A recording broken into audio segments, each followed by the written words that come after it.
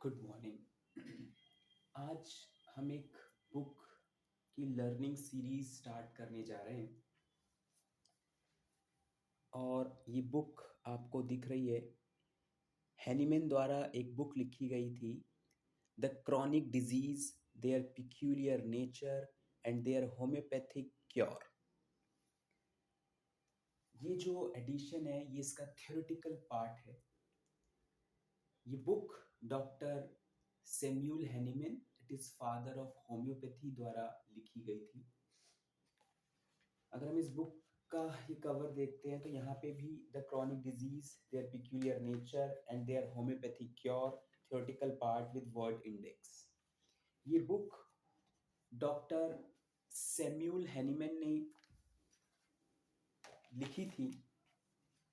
Samuel Hahnemann का जो birth है वो 1755 में हुआ था और उनकी जो डेथ है वो 2 जुलाई 1843 में हुई थी।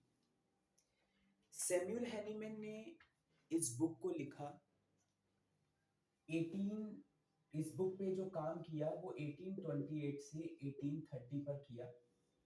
और इन्होंने ये जो बुक लिखी, this book is written in a German language. 1894 में इसको आर एच टेफल ने इसको ट्रांसलेट किया था। ये इस बुक का फर्स्ट एडिशन था जो 1828 से 1830 में आया। और इस बुक का जो सेकंड एडिशन है, the second edition is in from 1835 to 1849। 1835 to 1849, 1835 से 1849 में आया। ये बी जैन द्वारा पब्लिश्ड बुक है। सो यहाँ पे पहले हमें इसमें कंटेंट देखने के लिए मिलेगा, जिसमें publisher note, introduction, preface to first edition, preface to third volume, preface to fourth volume, preface to fifth volume, nature of chronic disease, symptoms of latent psora, cure, साइकोसिस, सिफिलिस, सोरा, फिर इसकी medicine and at last index. अगर हम इसमें देखते हैं publishers note, तो यहाँ पब्लिशर्स नोट में ये बताया है कि ये जो वॉल्यूम है, this volume is the theoretical part of Hahnemannian chronic disease. कि ये जो वॉल्यूम है ये theoretical part of chronic disease है और ये होम्योपैथी मेडिकल कॉलेज में इश्यूज कराई गई हैं। The basic concept of miasma are discussed in this book. It is hope that too much profession at large will appreciate this volume, which is the opinion of my rank in the importance with organon. तो यह publishers का note है कि ये इसको इन्होंने easiest बनाने की कोशिश करी है और ये कोशिश किया है कई लोगों तक ये बुक पहुंच सके। और इसको अगर हम विद ऑर्गेनन के साथ पढ़ते हैं तो it is a very great benefit for every homeopath. The chronic disease theoretical part presently available in the market around 100 year back. The modern reader find it difficulty, इसमें बहुत सी डिफिकल्टी थी तो कई रीडर्स का रिक्वेस्ट था और इन्होंने इस बुक को मोर फ्रेंडली और इसे रीफर्निश्ड किया। इसमें the book size has increased from 5/3 to 7/4, which makes it more used friendly, यानी तो साइज इसका जो है थोड़ा छोटा कर दिया। A new front has been used with bigger size and pleasure to read. थोड़ा साइज अक्षरों का बढ़ाया, would give a pleasure to read. और इसमें फुटनोट जो है वो विद ब्रैकेट में जो है स्मॉल फॉन्ट्स में थोड़ा स्मॉल अक्षरों में लिखे गए हैं और ब्रैकेट में साथ में ही जो है फुटनोट्स दिए गए हैं। जैसे सपोज ये पैराग्राफ है तो इसका फुटनोट इन ब्रैकेट साथ में दिया हुआ है। आगे lastly but very importantly, a word index of 16 pages been added at the end of the book, which make it very easy to find required portion of the text. यानी at the end of the book 16 pages का यहाँ पे एक index है जिसमें हम कोई word वगैरह फाइंड कर सकते हैं in this book. So this is also very helpful. After publisher's note, we comes to the introduction. आखिर इस पर हेनीमैन ने काम कैसे किया? हेनीमैन ने एक्यूट डिजीज में देखा कि एक्यूट डिजीज में बहुत अच्छा क्योर हो रहा है, लेकिन कुछ डिजीज ऐसी हैं जिनमें उस वक्त सिमिलिमम उन्होंने मैच करके दिया और वो क्योर कर गई, लेकिन वो डिजीज फिर रिकर हुई, यानी वो दोबारा वो आई, फिर दिया फिर आई, इस तरह से वो चलता रहता है, या वो अपना फॉर्म चेंज कर लेती है फिर। तो इस चीज से वो बहुत ज्यादा परेशान थे। Messrs. Bejan publishers have approached me for giving my views regarding the publication of theoretical part of chronic disease written by Dr. Samuel Hahnemann. This introduction is written by Shanti Dev.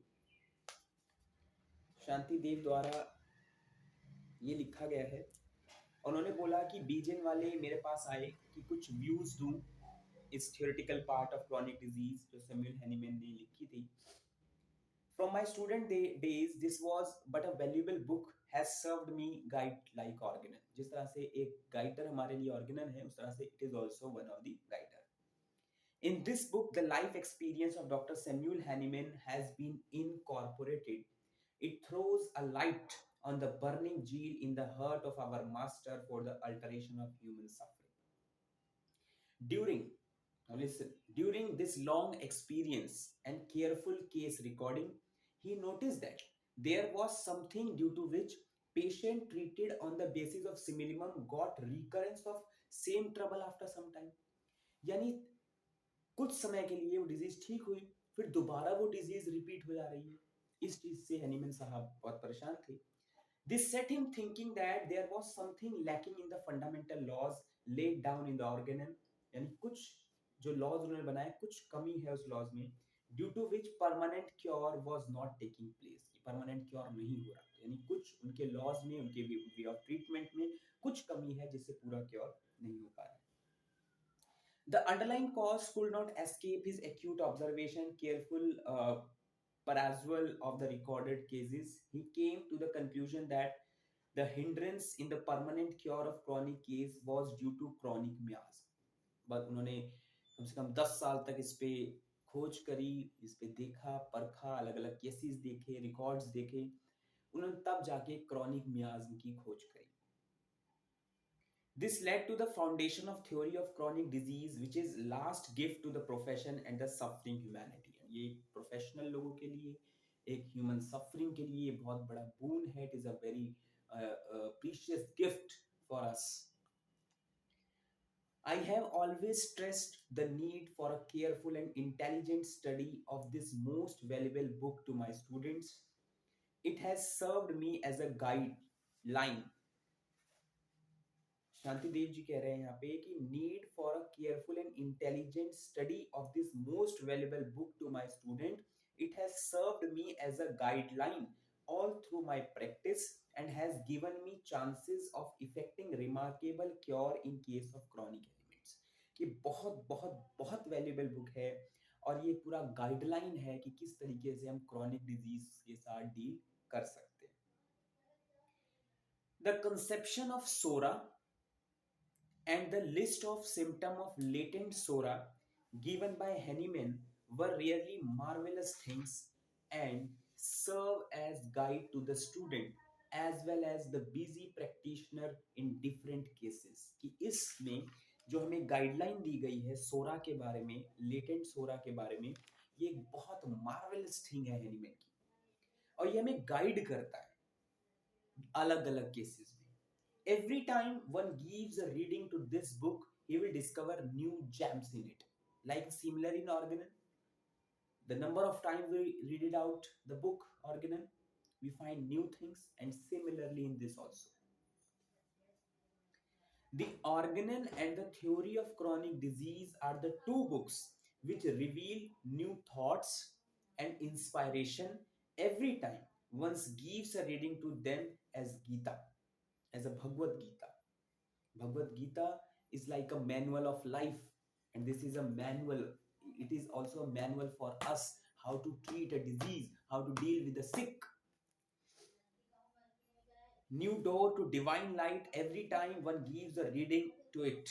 Every time one gives a reading to it, the practical approach in the treatment of SORA, syphilis, and psychosis given in the book rarely serve as guideline in treatment of all type of chronic disease. In this book, there is a mention of the treatment of SORA. There is a mention for the treatment of psychosis. There is a mention for the treatment of syphilis. And by this, we are able to treat all the chronic elements. That's why this book is very important for us. I strongly recommended it to the student to give through and carefully reading to this book. They will never fail in the treatment of chronic cause if they follow carefully the instruction given in this book. So it is a very good guider for us, and we should go through as much as by our knowledge and by our different resources. We should read this book very consciously and in a very deep manner to get a very good hand of practice in our homeopathy. And now this is preface to the first edition. Two editions are given. So this is the preface to the first edition. अगर हम preface यानी प्रस्तावना जो Hahnemann ने दी, ये जो preface है Hahnemann ने 1828 में लिखा.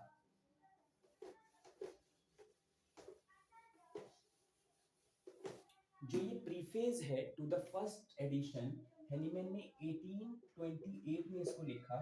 इसमें फर्स्ट पैराग्राफ में हैनीमैन साहब कह रहे हैं कि मैंने अपना पूरा ज्ञान जो है वो दे दिया आप लोगों को. पूरा ज्ञान साहब ने दिया. और दूसरे इसके पैराग्राफ में कहते हैं लेकिन मुझे अभी भी डाउट है. उन्हें डाउट किस चीज का है कि मैंने अपने वेज बताए, डिजीज को ट्रीटमेंट का तरीका बताया, लेकिन अभी भी मुझे डाउट है कि लोग इसे फॉलो नहीं करेंगे, अपने मनमाने ढंग से उसको प्रैक्टिस करेंगे. फिर इसी प्रीफेस की थर्ड पैराग्राफ में स्मॉल डोज की उन्होंने बात करी. यानी अगर हम इनके प्रीफेस टू फर्स्ट एडिशन की बात करते हैं तो यहाँ पर हैनीमैन साहब स्मॉल डोज पे ज्यादा फोकस कर रहे हैं और वो बता रहे हैं कि लार्ज डोज के बैड इफेक्ट होते हैं. वो खुद इससे बहुत ज्यादा जूझ चुके हैं, इसको बहुत ज्यादा देख चुके हैं अपनी डेली प्रैक्टिस में. ठीक है, तो इन्होंने इसे बताया कि लार्ज डोज से वो खुद बहुत ज्यादा परेशान हो चुके हैं. So इसको देखते हैं एक बार. Preface to the first edition. If I did not know for what purpose I was put on the earth, to become better myself as far as possible and to make better everything around me that is within power to improve. उन्होंने कहा कि मेरा जन्म किस purpose से हुआ है ये मैं नहीं जानता. वो बताते हैं कि I was what purpose when I put on the earth to become better myself as far as possible. मैं अपने आप को अच्छा करने के लिए जहां तक पॉसिबल है, and to make better everything around me that is within a power to improve. और मैं अपने आप को बेटर कर सकूं, अपने सराउंडिंग को बेटर कर सकूं, जितनी अंदर मेरे अंदर पावर है. I should have to consider myself as lacking very much in worldly prudence to make known for the common good even before my death. वो कहते हैं कि मेरे अंदर भी बहुत सी कमियां हैं. Very much in worldly prudence to make known for a common God even before my death. An art which I alone possess and which it is within my power to make as profitable as possible by keeping it secret. यानी यहाँ पे बता रहे हैं कि मतलब जितना मेरे से हो सकता है, जितना ज्ञान मेरे द्वारा दिया जा सकता है, जितनी बात मेरे द्वारा बताई जा सकती है, मैं सब यहाँ पे बता रहा हूँ. ये like a open book.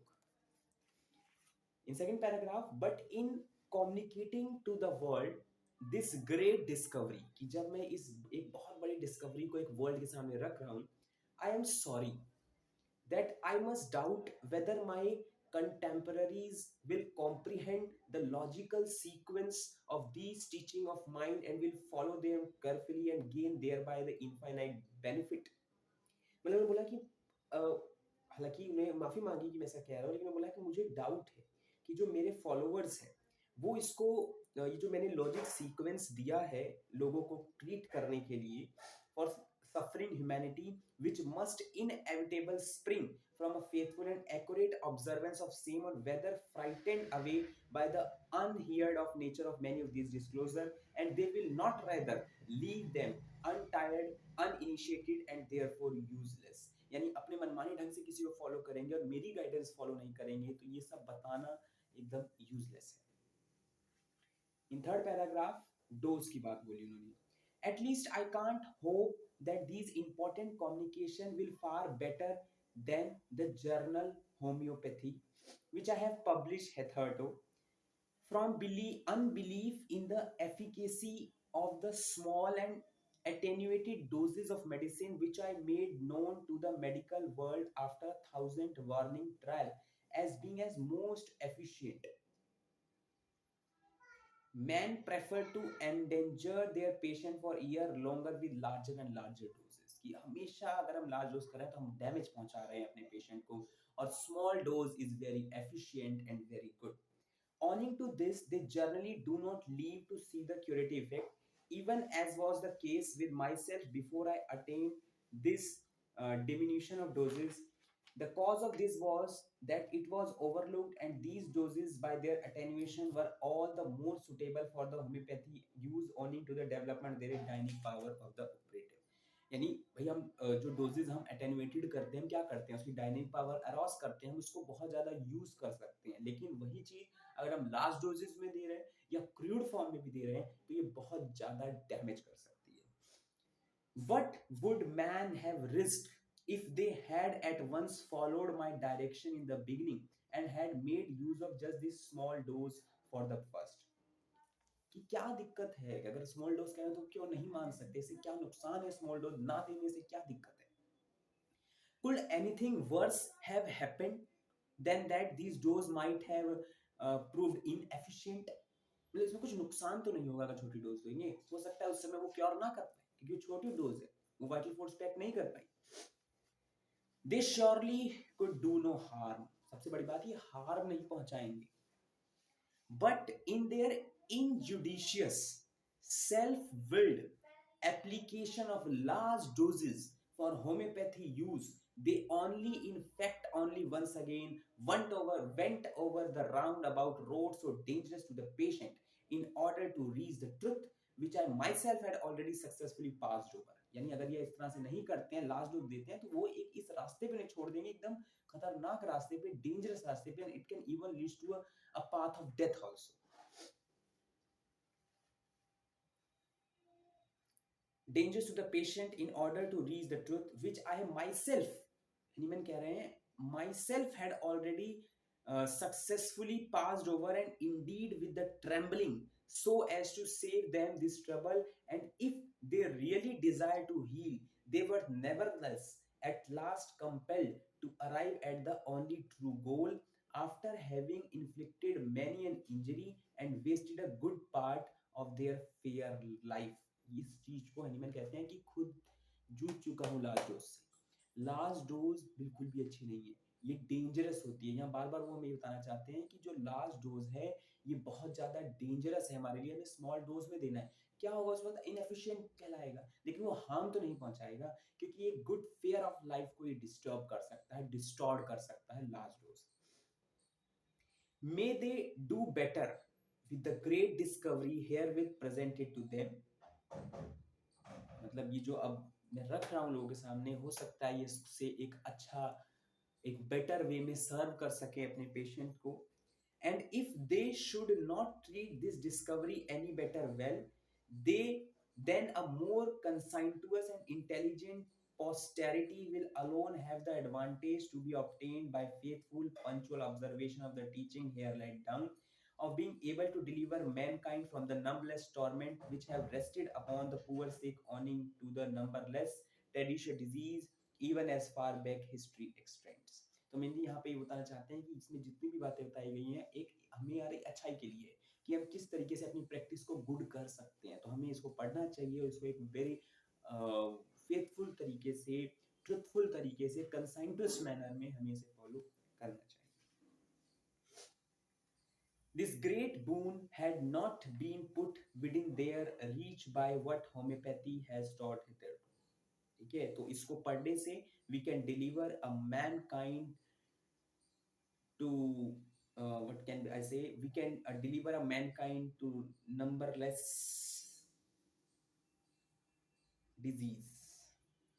Okay, so we can cure the various diseases. Now, next,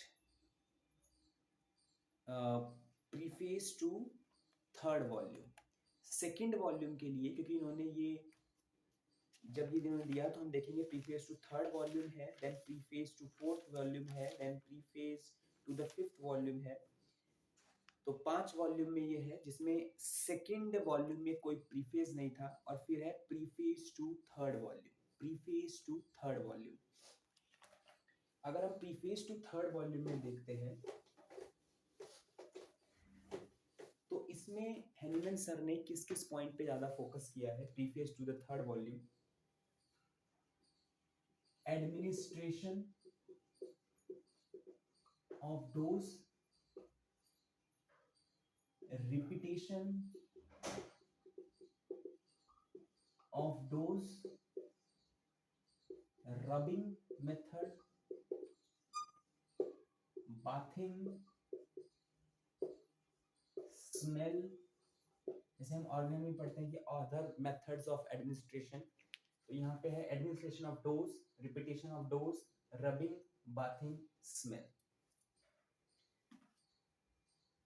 So in the first concerning the technical part of the homeopathy, technical part of the homeopathy यानी practical part की इन्होंने third volume में इन्होंने जो preface दिया उस पे इन्होंने बात कही. Since I last in the beginning of year. अच्छा, इसको स्टार्ट करने से पहले हम ये बता देते हैं, जो फर्स्ट एडिशन आया था, फर्स्ट एडिशन में 4 पार्ट्स थे, और अगर हम सेकंड एडिशन में देखते हैं तो इसमें 5 पार्ट्स थे. Second edition has 5 parts.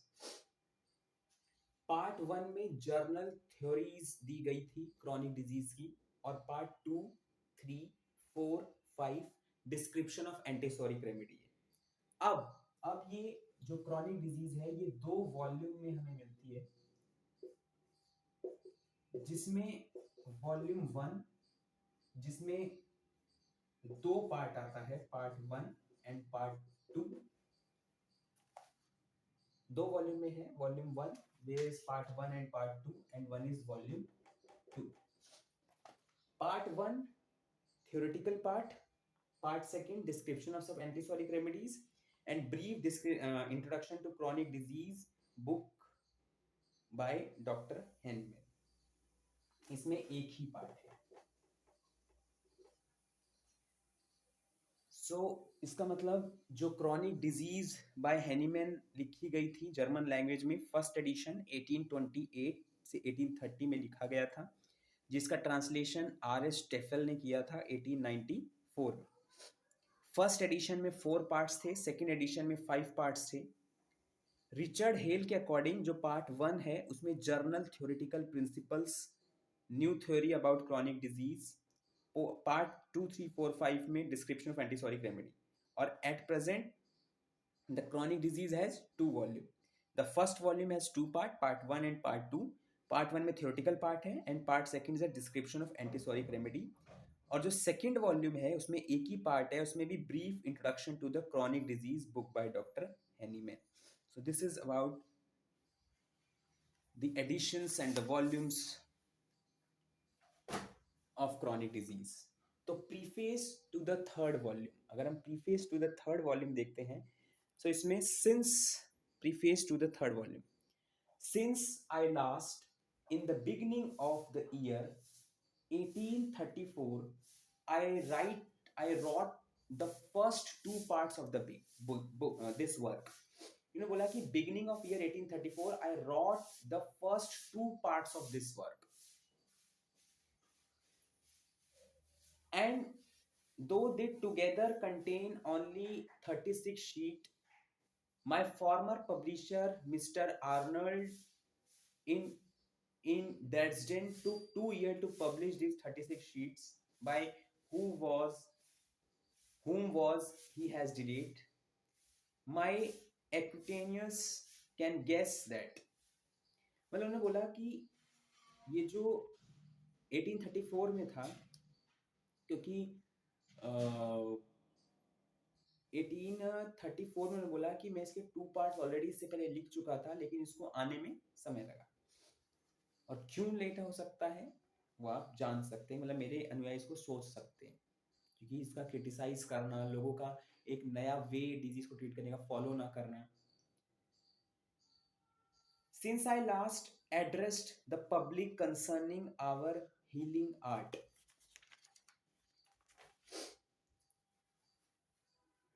I have had, among other things, also the opportunity to gain experience as to best possible mode of administrating the dose of medicine to the patient, and I herewith communicate what I have found best in this respect. यानी यहाँ पे बताने चाह रहे हैं कि मैं ये जो हीलिंग आर्ट है ये बताने की पूरी मतलब हर पूरी मेहनत करता रहता हूँ, हमेशा बताता रहता हूँ।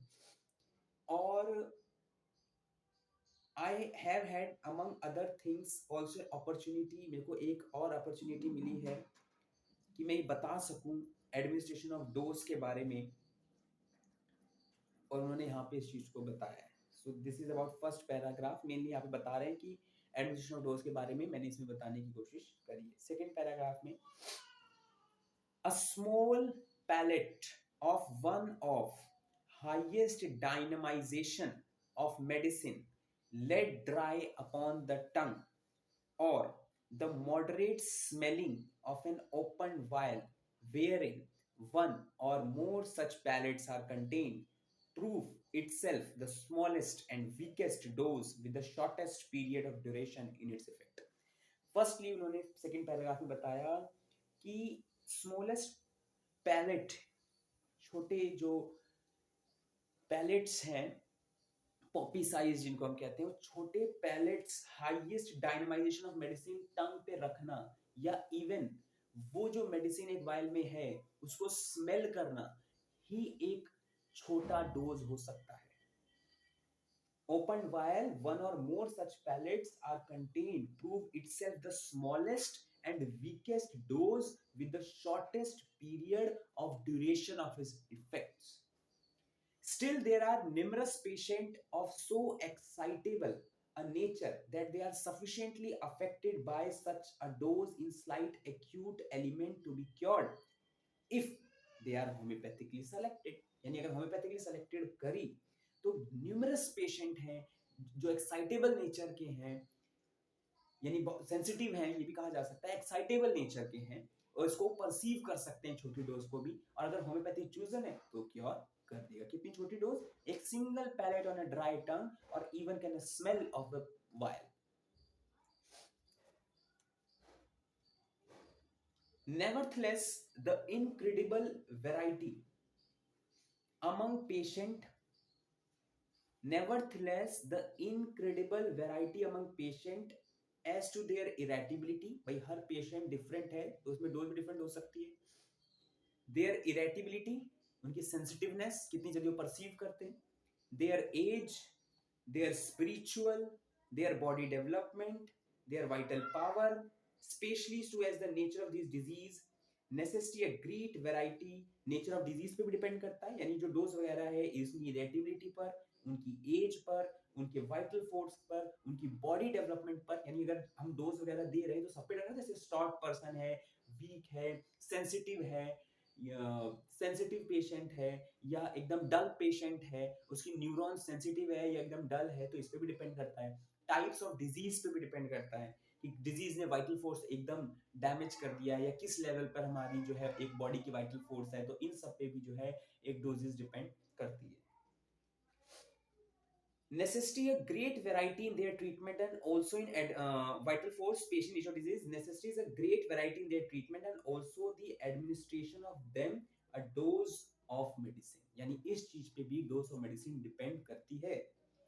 For their disease may be of various kind, जो डिजीज है वो अलग अलग टाइप की हो सकती है। ये प्रीफेस ऑफ थर्ड वॉल्यूम में इसके सेकंड पैराग्राफ में यहाँ पे उन्होंने बताया कि टाइप्स ऑफ डिजीज भी है, भाई पर्सन पे तो डिपेंड कर ही रही है, सिक पे पेशेंट पे तो डिपेंड कर ही रही है डोज हम कैसे देंगे, लेकिन अलग अलग डिजीज में भी डोज वेरी कर सकती है, किस तरह का डोज देना है, कितना देना है, ये भी nature natural and simple one but lately arisen or it may be natural simple but an old case।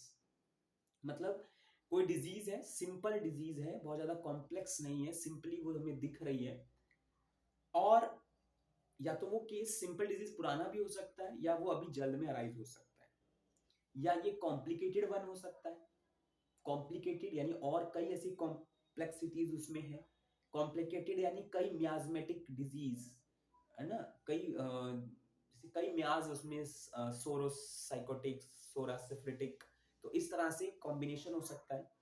और again what is the most frequent and worst case, सबसे बेकार केस क्या है, it may has been spoiled by a perverse medical treatment and loaded with medicinal disease. उन्होंने सबसे बेकार कौन सी, उन्होंने नेचुरल डिजीज को कहा बहुत अच्छा क्योर कर देगी, उन्होंने ये भी बता दिया अगर कॉम्प्लेक्स है, कई मियाज इन्वॉल्व है, ठीक है, लेकिन सबसे बेकार उन्होंने जो बोला वो बोला जो डिजीज कॉम्प्लिकेटेड थी नहीं, कॉम्प्लेक्स थी नहीं, लेकिन उसको कॉम्प्लिकेटेड बना दिया गया है बाय परवर्टेड मेडिकल ट्रीटमेंट, उसको सप्रेशन, उसका पेलिएशन करके उसको और ज्यादा बेकार बना दिया गया है। I can here limit myself only to this latter case as the other cases can't be arranged in tabular form for for the weak and negligent but must be left to the accuracy, the industry and the intelligence of able men who are master of their art। उन्होंने बोला कि मैं ये जो last वाला case है इस पे अपने आप थोड़ा limit myself to the latter case as other cases can not be arrange in tabular form for the weak and negligent but must be left to accuracy, the industry and the intelligence of able men who are master of their art। Experiences has shown me, अब यहाँ पे बता रहे हैं experience has shown me as it has no doubt also shown to most of my followers that it is most useful in disease of any magnitude to given to the patient the powerful homeopathy palette or palette only in solution is divided into different doses। यानी हमने remedy दी उसकी अलग dose दी, यानी यहाँ कहना चाह रहे हैं कि हर डिजीज में हम एडमिनिस्ट्रेशन कर सकते हैं, हम किसी डिजीज में छोड़ नहीं सकते, हर डिजीज का ट्रीटमेंट हम कर सकते हैं, उसमें हम अपनी मेडिसिन दे सकते हैं, मेन बात हम अपनी मेडिसिन वहाँ दे सकते हैं। In this way we give the medicine, अब यहाँ पे बोला है in this way we can give the medicine dissolved in 7 to 20 tablespoon of water without any addition। क्या बोला है, the medicine dissolved in 7 to 20 tablespoon of water without any addition in acute and very acute disease every 6 4 or 2 hour where the danger is urgent। तो यहाँ पे acute case में बता रहे हैं कि acute केस में जो मेडिसिन है उसमें हमें क्या करना है, एक वाटर है जिसमें हमने 7 to 10 या 20 कैसे बता रहे हैं एक्यूट केस में वो एडमिनिस्ट्रेशन करने के लिए उन्होंने बोला कि जैसे हमने एक वायल लिया, उसमें हमने वाटर भर लिया 7 to 20 टेबल स्पून और उसमें हम अपनी मेडिसिन ऐड कर देंगे, ठीक है, उसमें हमने अपनी मेडिसिन ऐड कर दी। तो एक्यूट केस में हम कैसे दे सकते हैं, उन्होंने बोला कि 7 to 20 टेबल स्पून वाटर लिया और उसमें हम मेडिसिन डाल सकते हैं और फिर उसको हर 2 घंटे में, 4 घंटे में, 6 घंटे में, इवन हाफ आवर में भी रिपीट कर सकते हैं। It depends on the case कि वो केस कैसा है। तो एक्यूट केस में कैसे एडमिनिस्ट्रेशन करना है हम ये जान सकते हैं। Every 6 4 or 2 hour where the danger is urgent, even every hour or even half hour, a tablespoon at a time with weak person children, only small part of tablespoon may be given to as a dose। यानी हम अगर tablespoon at a time with the danger is urgent, even every hour or half hour, a tablespoon at a time and with weak person children, only small part of tablespoon may be given as a dose. यानी इस तरह से हमने dose बना ली, अब फिर हम इस डोज को एक एक चम्मच जो है वो दिए जा रहे हैं हर हाफ आवर में।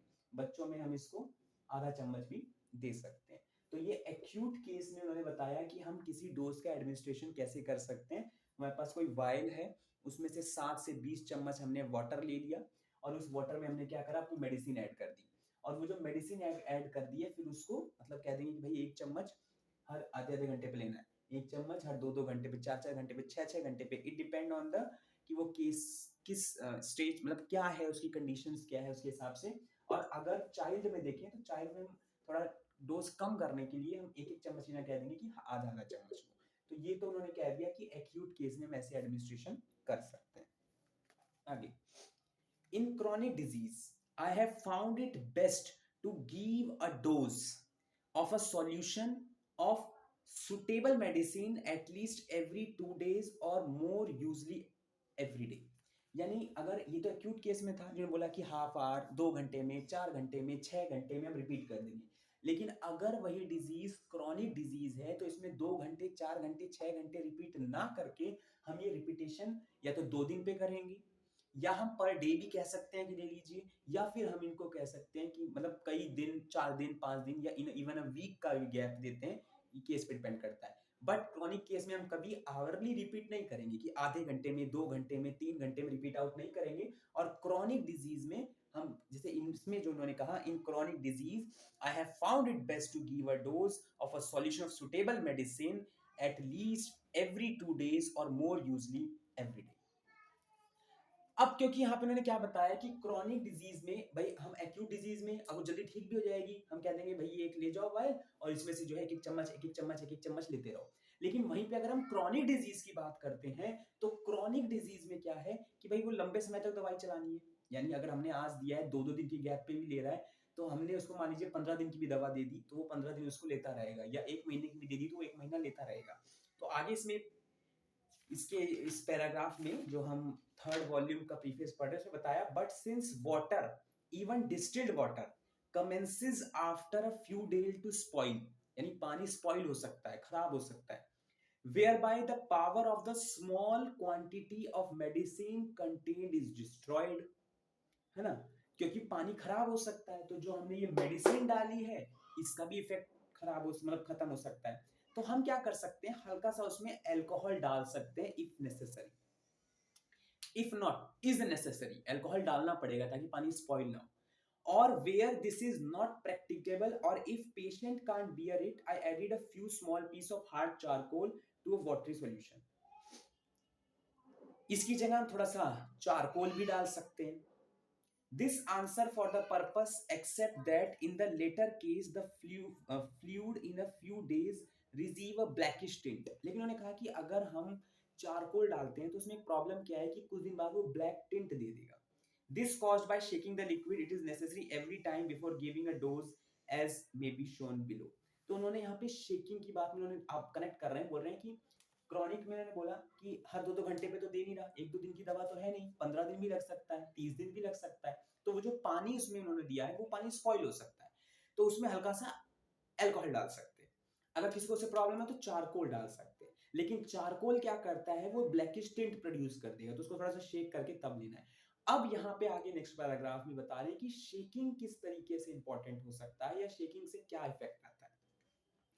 Before proceeding, it is important to observe that our vital principle can't well bear the same unchanged dose of medicine is given twice in succession, much less more frequent to the patient। यानी उन्होंने बोला कि जो medicine हम repeat out कर रहे हैं mostly in chronic case, अगर हम वही सेम मेडिसिन बार बार दे रहे हैं, उस मेडिसिन में कोई चेंज हमने नहीं करा, ना पोटेंसी बदली, ना हमने उसमें अमाउंट बदला, हमने कुछ नहीं बदला, तो उसका इफेक्ट वाइटल फोर्स पे कम आता है। It is very important, before proceeding it is important to observe that our vital principle can't well bear the same unchanged dose of medicine be given even twice in succession, much less more frequent to the patient, for by this the good effect the former dose of medicine is either neutralized in part or new symptom, for by this the good effect of the former dose of medicine either neutralized in a part or or new symptom proper to the medicine symptom which has not found been present in the disease appear impending the cure। यानी अगर हम same dose बार बार देंगे, वही dose को change नहीं करेंगे, तो या तो वो जो पहली डोज का क्योर हो रहा था उसको भी रोक देगा। डोज चेंज करना क्यों जरूरी है, शेकिंग करना क्यों जरूरी, शेकिंग कराने मतलब डोज क्यों चेंज करना है, ये यहाँ ही बता रहे हैं, शेकिंग की बात उन्होंने यहाँ नहीं करी है। वो बता रहे हैं कि डोज चेंज क्यों करना है।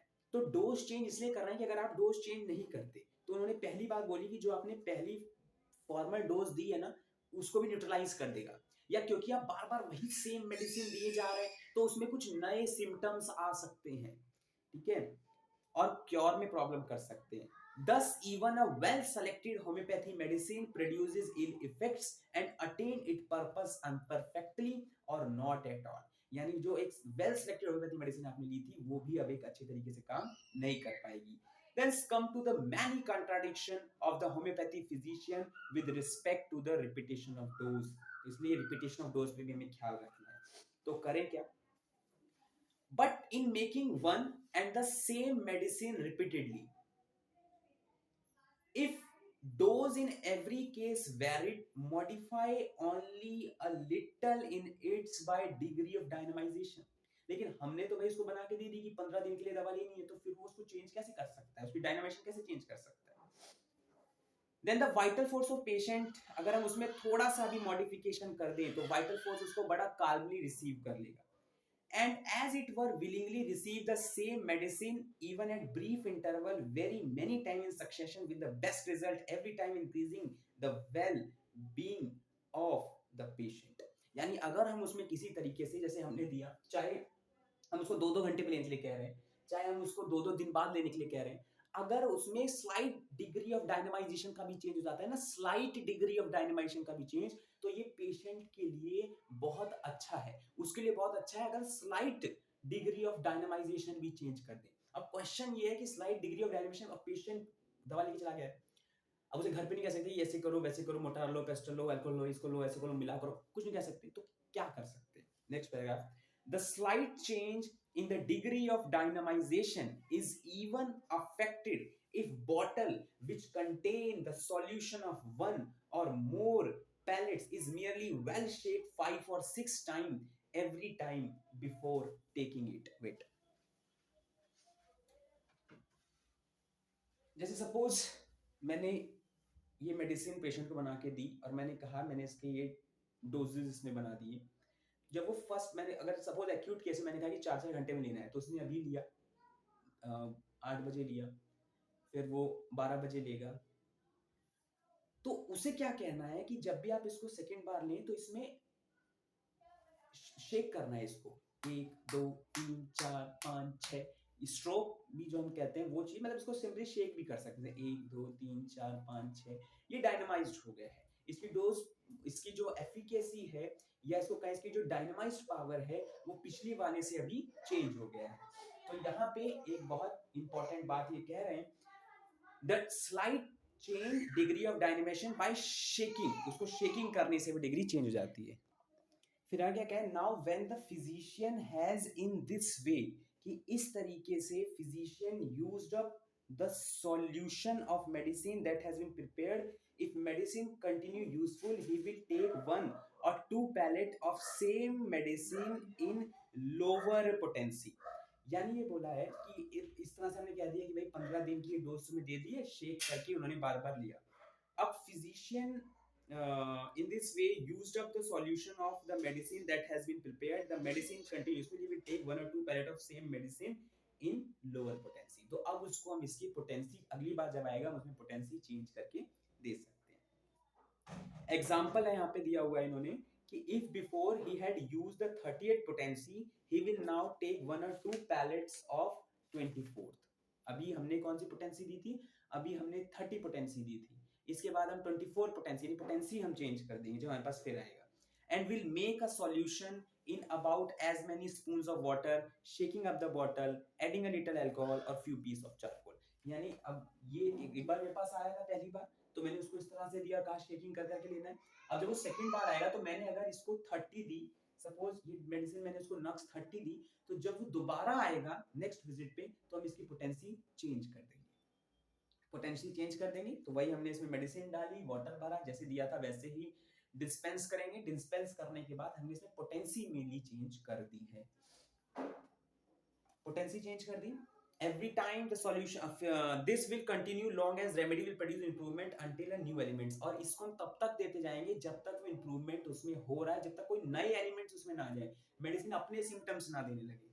Such as have never yet occurred with other patient in this disease appear, for in such a case a new remedy will has been used। या तो ये इंडिकेट ना हो कि अब कोई रेमेडी दूसरी यूज करनी पड़ेगी, या ये इंडिकेट हो कि अब रेमेडी बंद करनी है, पेशेंट क्योर की तरफ है, क्योंकि अब वो उसके वाइटलिटी उसकी अच्छी हो गई है, वो मेडिसिन के सिम्टम ही दे रहा है। appear, for in such a case a new remedy will be used only any day when the remedy has produced too strong action। अगर कभी बहुत ज्यादा एग्रावेशन कर दिया है मेडिसिन, उसने हमने दवा दी, उसने बोला कि मेरे को ये प्रॉब्लम बहुत तेज बढ़ गई है, एग्रावेटेड हो गया, तो उस दिन हमें वो दवा बंद करा देनी है। On any day when the remedy has produced too strong an action, the dose should be omitted for a day if the symptom of disease alone appear, they are considerably aggravated even during the more moderate use of the medicine, then the time has come to break off in the use of medicine for 1 or 2 week or wait to considerable improvement। यानी अगर उसकी थोड़ी सी भी dose देने से aggravation हो रहा है, तो ये बता रहा है कि यहाँ पे हमें डिजीज बंद करना होगा, हमें इंप्रूवमेंट को देखना होगा कि कहाँ तक इंप्रूवमेंट कर रहा है, उसके बाद अगर नीड लगती है तो हम दे सकते हैं। इसी के फुट नोट में यहाँ पे एक छोटा फुट नोट है जिसमें उन्होंने बताया कि बच्चों को मेडिसिन हम कैसे दे सकते हैं। इन treating acute disease the homeopathy physician will proceed in a similar manner. He will dissolve 1 or 2 pellet of highly potentized well medicine in 7-15 tablespoon of water without addition by shaking the bottle. He will then, according to the disease is more or less acute, more or less dangerous, give the patient every half। हर तरीके से देना है, यही चीज उन्होंने बताया कि acute case में इस तरह से देना है। In case of child, if physician sees no new symptom develop, he will continue at this interval until the symptom present at the first begin to be aggravated, then he will give it to longer interval less as the time। ये बोला है कि क्योंकि दवा देने के बाद हमें नोटिस भी करना है कि सिम्टम क्या है, कैसे हैं, तो जब तक कोई नए सिम्टम्स नहीं आ रहे तब तक वो मेडिसिन यानी अपना क्यूरेटिव एक्शन कर रही है। If physician has no new symptom develop, he will continue at this interval until symptom present at first begin to be aggravated। और अगर कोई भी सिम्टम एग्रावेट हुआ है या कोई नया अगर सिम्टम कोई एग्रावेट हो गया, तो हम उस इंटरवल को बढ़ा देंगे। जो हम 2-2 घंटे में कह रहे थे, अब वो मेडिसिन हम 4-4 या 6-6 घंटे में कह देंगे। ठीक है, until the symptom present first being aggravated, then he will give a longer time। As is well known in cholera, the suitable medicine often to give at far shorter interval। कि cholera वगैरह में हम shorter interval में दे सकते हैं। तो acute manifestation में यहाँ इस फुटनोट में पहले इन्होंने ये बताया है कि एक्यूट मैनिफेस्टेशन अगर है तो हम अपनी मेडिसिन रिपीट आउट करके दे रहे हैं। इस तरीके से हमने मेडिसिन बनाई है कि शेकिंग करके इस तरह से लेना है। फिर हमें वो पेशेंट बताता है कि कोई नया सिम्टम नहीं आया है, पहले से इसमें क्योर है, तो मेडिसिन हम दे रहे हैं। कोई एग्रावेशन कुछ बड़ा है, कुछ ऐसी और दिक्कत नहीं, कुछ नहीं है, तो वो मेडिसिन उस तरह से वो ले रहे हैं। फिर वो एक पॉइंट पे बता सकता है कि मेरा थोड़ा सा बढ़ गया है या एग्रावेट हो गया है। तो एग्रावेट हो गया है तो वहाँ पे अगर एग्रावेशन बता रहा है कि भाई मेरा सिम्टम इसको खाने से, तो हम उसका इंटरवल बढ़ा देंगे, 2 की जगह जो हाफ देते 2 कर देंगे, 2 से 4 कर देंगे। तो इस तरह से हम देख सकते हैं। और उसकी डिजीज क्योर हो गई, अब नए सिम्टम्स अगर मेडिसिन दे रही है तो वहाँ मेडिसिन बंद हो जाती है। Children are always given this solution for their usual drinking vessels, a teaspoon for drinking it to them unusual suspicious, and they will refuse to taste as liquid at one's account, a little sugar may be added। यानी उनके vessels में जिसमें दूध पीते हैं उसमें डाल के मेडिसिन दिया जा सकता है, और अगर उन्हें लगता है कि कड़वा है, ये मेडिसिन ये डोज दिया जा सकता है। और अगर उन्हें लगता है कि कड़वा महसूस हो रहा है तो उसमें कुछ शुगर का अमाउंट भी डाला जा सकता है, by which they can consume the medicine easily. Now यहाँ पे बता रहे हैं नेक्स्ट पैराग्राफ में, when the medicine has been consumed it is found necessary to continue the same remedy. अब हमारे पास क्या आता है कि जो मेडिसिन है ना वो अब कंज्यूम्ड हो गई है और हमें इसी सेम मेडिसिन को रिपीट करना है। यानी पेशेंट आया हमारे पास ये मेडिसिन लेके, उसने बोला कि मेडिसिन मेरी खत्म हो गई है, आपने इसकी 60 डोज बना के दी थी, 70 ml इसमें आपने भरा था, इसमें आपने 10-10 ml की डोज बना के दी थी और अब ये डोज मेरी खत्म हो गई है और मेरे को अब रिपीट क्या करना है, वही सेम रेमेडीज को रिपीट करनी है। जब वही सेम रेमेडीज को रिपीट करनी है तो इस तरीके से वो बनाएंगे और अगर उसने हर पे 6 बार शेक या 10 बार शेक किया है तो हम उतनी शेकिंग करके दोबारा देंगे। बस वो पढ़ते हैं फिर इसको इलस्ट्रेट करते हैं। When the medicine has been consumed, it is found necessary to continue the same remedy if the physician